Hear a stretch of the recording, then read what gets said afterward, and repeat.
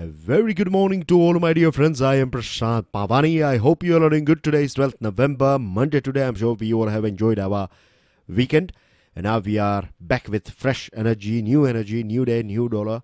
So let's have a positive start. Excellence is not a skill, it's an attitude. Think about it, right? It's more about your vision. It's more about how you are looking at things, right? So always carry a positive attitude. With this, dear friends, today is Monday, so as you know that we have many articles on our table, but not all articles, right? Not all of them are important. So we are going to pay attention to 4 most important articles of the day, and then I'll give you a brief of other articles. So first one is going to be this one: can Trump roll back the Persians? What it is all about, we'll go through it in a minute. But before that, I would like to introduce all of you to our pen drive and tablet courses that are available for various different competitive exams. They are designed by the best faculties of our country, and you can go through the lectures as many times as you like, right? They are video lectures. So to find out more about it, do check out StudyIQ.com. When you visit StudyIQ.com, you will find, demo lectures and other things that are associated with our pen drive and tablet courses. If you have any question or queries, you can feel free and give us a call on the numbers that you can see on your screen.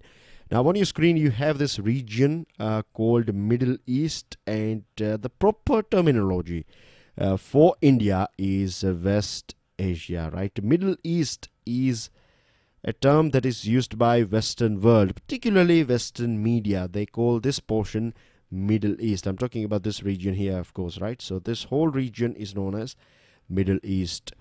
Now we have so many countries here. You can see number this 1 represents Bahrain, and 2 is Israel and Palestine, because of you cannot write it down being 2 small countries. So this is how it is presented here. It's nothing to do with, there is no serial number. It's not based on their size or smallest or biggest one. No, it's all about its display on this particular map. So we have various different countries here. Now 2 important or dominant players. In fact, there are 3 dominant players, but at present we are going to stick with 2. The first one is Saudi Arabia, and the second one is Iran. So on your screen you can see that they are playing, they are engaged in a game of chess here, and they have various different countries on their side, and some countries are out, some countries are still struggling. So here the most visible thing is religion. Based on religion you can divide these 2 countries, right? Saudi Arabia is Sunni nation, and this Iran is a Shia nation. But this is something that is a thing that is more visible. Religion is a very visible thing, isn't it? It becomes if we don't do in-depth analysis, then it looks like it's a religious war that is going in this part of the world. But in reality, the thing is, it's less about religion. It's more about other things, like economy is one of the most important thing here. The reason why it is one of the most important thing is because if your nation is doing very well, right, then you will be able to purchase more facilities. You'll be able to purchase more defense items, and if you have more defense items, then you can throw your weight around in this region. And if you can throw around your weight, and if you are heavyweight here, then you can do more trade, more negotiations, more trade.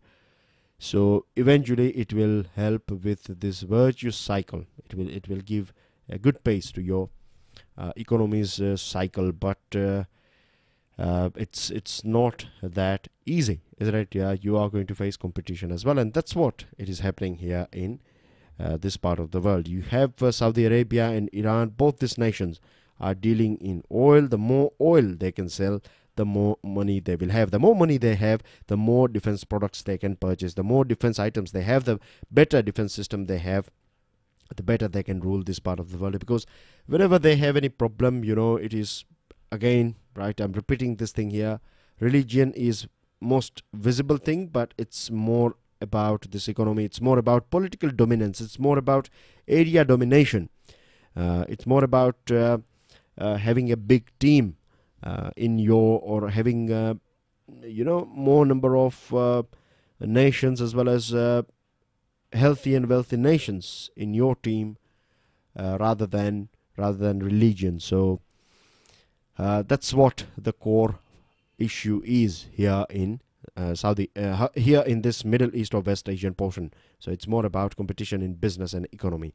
Now, sanctions will hit almost all Iran's vital business sectors, that is energy, shipbuilding, shipping, banking.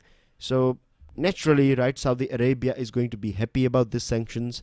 Mr. Trump is not at all happy with this JCPOA, that is Iran nuclear deal. Now, what it is all about, I am sure I don't have to explain, because just a couple of days ago I have explained these things in detail. We have chat about this thing, isn't it, in detail. So I'm not going into the details of JCPOA. All I would like to say here is that I told you that there are three major players here, isn't it? One is Saudi Arabia, the second one is Iran, and the third one is Israel. Now let me throw some light on this triangle that we find here, a triangle of three important players in West Asia.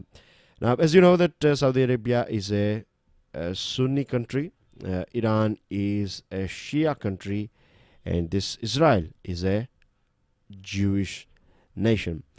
Now, Saudi Arabia and Israel are not friends at all, right? It's not that they are best buddies. They don't have that good relationship. But when it comes to Iran, they are on the same page, because this Israel hates Iran, right? Iran hates Israel. Saudi Arabia hates Iran, and Iran hates Saudi Arabia. So you have two countries who have this common enemy called Israel. So when it comes to Iran, Israel and Saudi Arabia are on the same page. They have one mutual friend as well, and it's USA. Now, Israel is a very powerful nation in this part of the world. It is, of course, a de facto nuclear power. It is strongest when it comes to defense.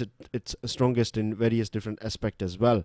So when it comes to cornering Iran, USA, Israel and Saudi Arabia and other team players of Saudi Arabia are on the same page.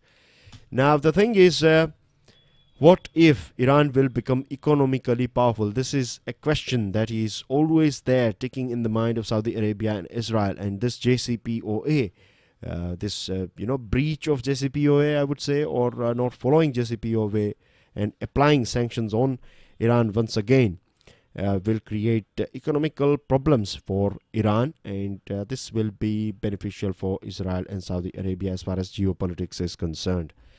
Now, we talked about this thing, remember E3s, right? E3 nations, then China and Russia also said that they are going to obey rules and regulations of the United Nations, and not coming from rules or the sanctions coming from a particular country like USA. They are not going to follow it.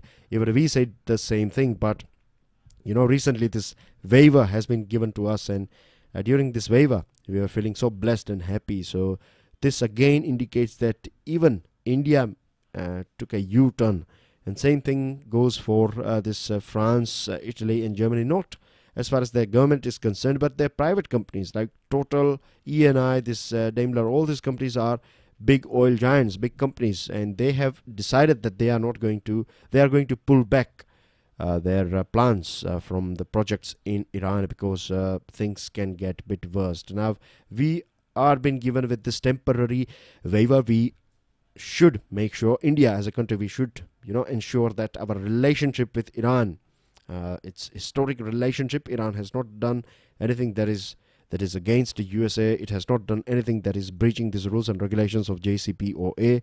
So we have to have a balanced view here. Iran, of course, is in a very catch-22 situation. If it goes against the USA, and if it deals with other countries, then it's going to face this sort of sanctions, and it's going to find a little bit of drop down, or maybe drastic drop down in investment and income and other things because of USA's pressure on it.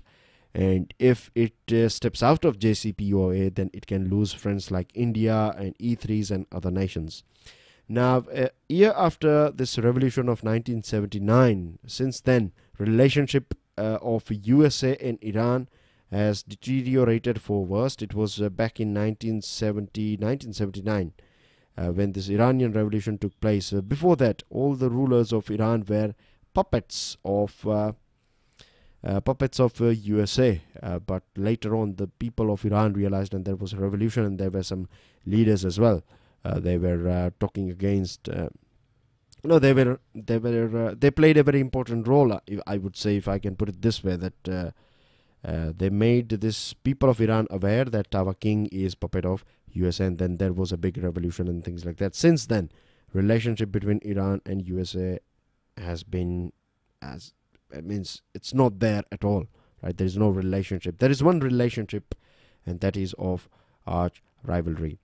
So Saddam Hussein was used. He was backed by Gulf monarchies, and West attacked Iran, and then as well Iran was able to manage it somehow. But since then, Iran has learned one thing, and this is called doctrine of forward defense.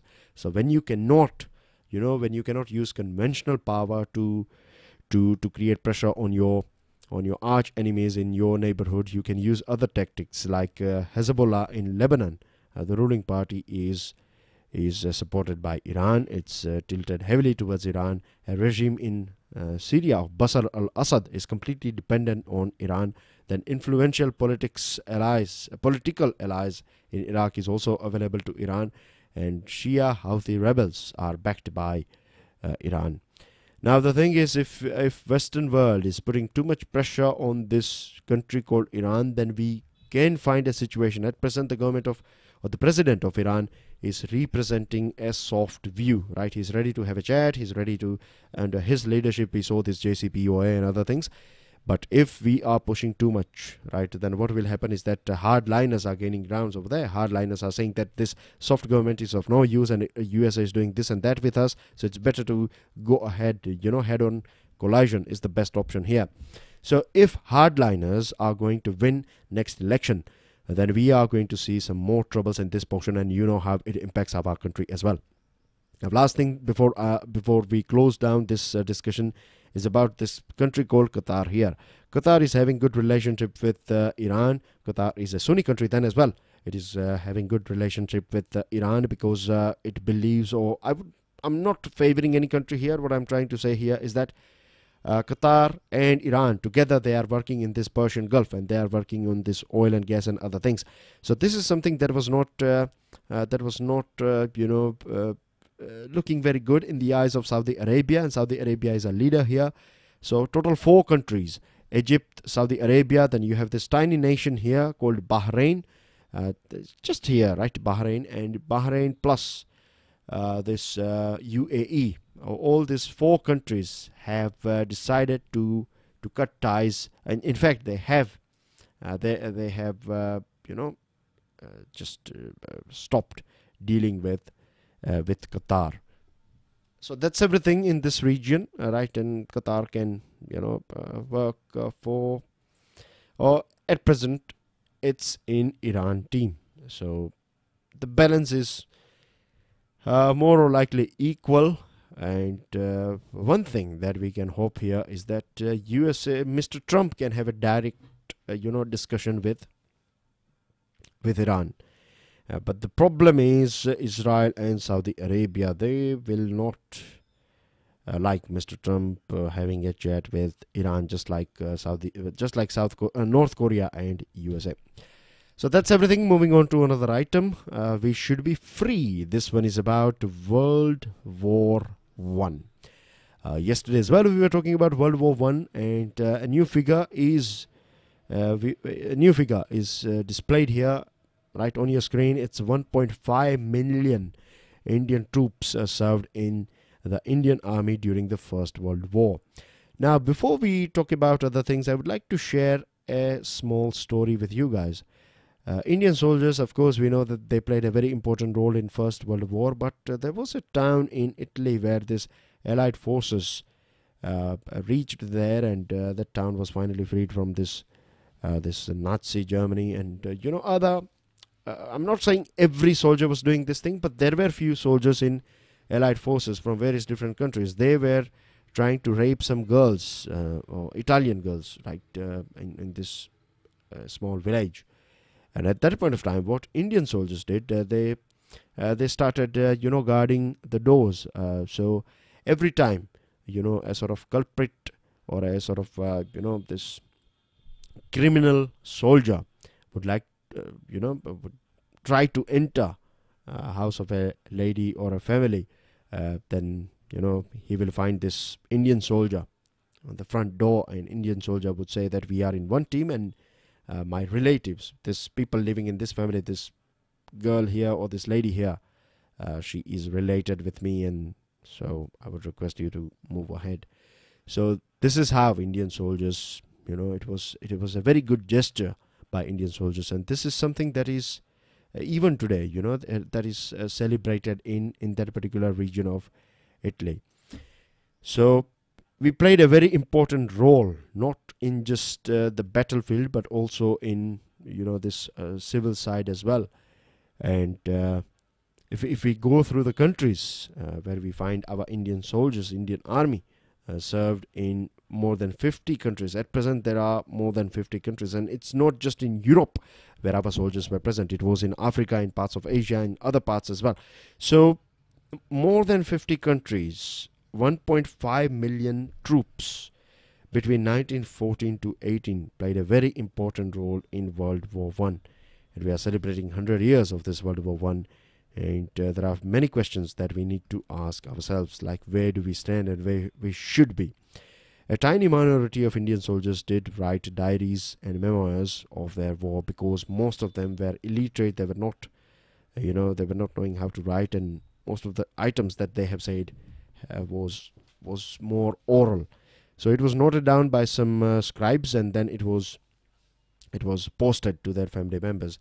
Now, British government was very much, every item was scanned. Every letter was quickly scanned, just to make sure that they are not writing anything that is bad. But later on, after independence in 1970s, a team led by American historian David Ellinwood interviewed a number of last surviving Indian veterans of the First World War, and what we get from this interview is that we were slaves, right? Our people were treated very, very badly, right? There was proper racial discrimination in terms of food, in terms of ranks, in terms of so many things. So we have sacrificed a huge amount of our Indian boys in this World War I. And after this World War I and World War II, we saw these institutions like United Nations, isn't it? And now we have this United Nations Security Council. But what we find, what is interesting here, is that we have just 5 countries, right, who are part of this United Nations Security Council. Now, when it comes to World War II, World War I, we played a very important role, and we should be there in this, permanent seat should be allotted to us because of our contribution. In contemporary time, when it comes to this, this United Nations peacekeeping force, right? We are number 3. We have served in so many, difficult terrains and various different remotest areas of this world. So we deserve to be in this United Nations Security Council. Now, one more question that we can ask ourselves is that if we were slaves, right? If we were treated as slaves, and if we were, there was racial discrimination in this World War I. And I must add here that France was a country that paid a huge amount of respect to Indian soldiers, but British were not that cordial with us. Anyways, it's all gone now, but one thing is there, that we do celebrate Haifa Day, isn't it? But we should remember this thing, that there are so many sad stories. I'm not saying that we should not celebrate Haifa Day. Yes, we did play a very important role, but at the same time, we have to understand that we were slaves. So if we are, if we want to do anything about it, then we need, we can claim this thing that we were ill-treated then as well. We played a very important role, and in today's world, it's very important that we become part of UNSC based on our past contribution and our current contribution.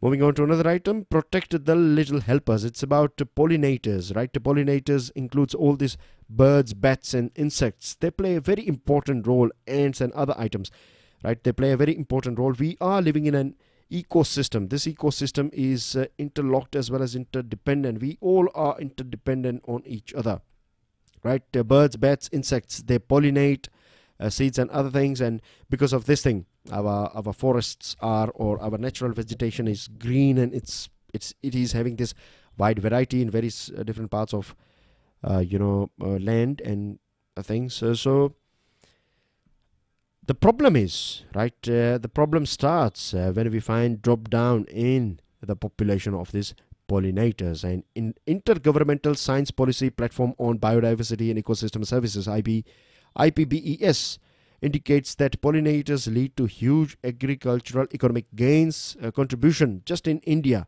of just coming from just 6 vegetable crops is 0.831 to $1.5 billion annually, and this is nothing compared to this fact that 70% of tropical crop species are dependent on pollinators for optimal yield. So here we can imagine the most important role played by pollinators. Now, disappearance of pollinators or drop down in the numbers of pollinators have a direct impact on our economy. Jammu and Kashmir apple production is down. North India's mustard production is down because of disappearing pollinators. USA started this pollinators health task force where they have dedicated, where they are paying this dedicated attention to population of monarch butterfly. In UK as well, they have this 23 key policy actions under its national pollinator strategy. And we have to make sure in our country that we switch to organic farming. We use as less as possible pesticide, or if we are using organic, then there is no point of these pesticides, right, or other chemicals. And we need to learn about this landscape management. And here is, when it comes to landscape management, EU pollinators initiative can play a very important role. We have many lessons in this EU pollinators initiative. What they are doing is they are directly paying farmers to support these buffer strips for pollinators, and they are planting this nectar and pollen rich plants in these buffer strips. So this is something that we can do as well. We can ask our farmers to create this buffer strips with the nectar and pollen rich plants, and this will boost the population of these pollinators, and it will boost our ecosystem, and it will be good for our flora and fauna diversity. So that's everything about it. Now the fourth and I would say last one when it comes to in-depth analysis, so it's ripples of discord. It's about this gravitational wave. Now gravitational distortion of space-time occurs when massive objects such as black holes collide and merge. When you find black holes colliding with each other, right, you have one black hole here, one here, and if they collide with each other, or if they are, say for example, merging with each other, then it will send this a wave sort of thing throughout the universe, and this is what it is called gravitational wave. Now it was back in 2015 when this laser interferometer gravitational wave observatory detected this gravitational waves for the first time. It was there on theory, but on practical side, this was the first time we observed this LIGO, and this won this Nobel Prize as well for LIGO. Now I'm not going into too much technicalities of this thing. If you want to know more about the technical side of this LIGO as well as this gravitational waves, then you can check out StudyIQ.com. We have already delivered a special video lecture on this gravitational waves. Once you'll go through it, it has all these animations and other things, so you'll learn more about it in in-depth fashion. But as far as this general studies is concerned, or as far as this article is concerned, the most interesting thing that we find here is this thing, that there are many people out there, there are many scientists, and there are other groups out there. They are challenging this gravitational waves, and they are saying that this is not perfect, and there are many flaws and other things. It may look like they are not happy with this thing. In fact, right, they are not enemy of this project. They are in fact the best friends of this project, because their criticism is logical. They are asking logical questions, and this will push scientists to come out with some more simple and bit more robust theory. So this is how science progresses, when you have this thoughtful critics and interventions in between.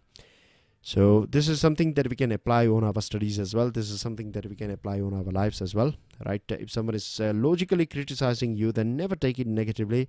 You should in fact be more than happy that someone is concerned about you, and this criticism will help you correct your mistakes, and you will flourish once you will correct your mistakes.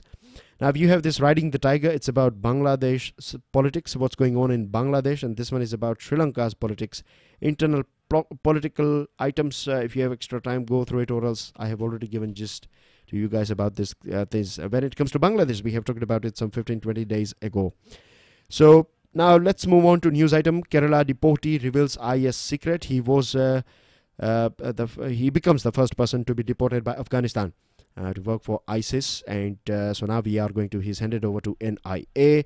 Second item is blasts rock Chhattisgarh red zone on poll eve. BSF SI dies. So sad to hear this thing. Rajapaksa joins SLPP. It's a party. He has left his party. He has joined some other party. So political again, you know, ups and downs in Sri Lanka. Burial urn of megalithic era unearthed in Kerala. This is important. You find this type of questions in your prelims examination. So where do you find this place? It's in Western Ghat. The urn is said to have the largest one unearthed from the region so far.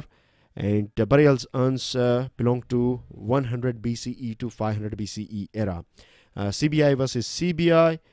Things are on this infographic. Help for yourself with it. Sky is the limit. It's about GSET 29. It's going to help us with more, you can say, proper, you can say, high quality internet services. And here is a list of monikers, new monikers or new names for various different places. Now, most important portion is here, right? Home Ministry gives consent after no objections from Ministry of Railways, Department of Posts and Survey of India. These organizations have to confirm that there is no such town or village in their record with a name similar to the proposed ones. When it comes to renaming a state, then you require an amendment in the constitution with a simple majority in the parliament. Remember, it's simple majority. And for changing the name of a village or a town, an executive order is needed. You don't have to go through this amendment.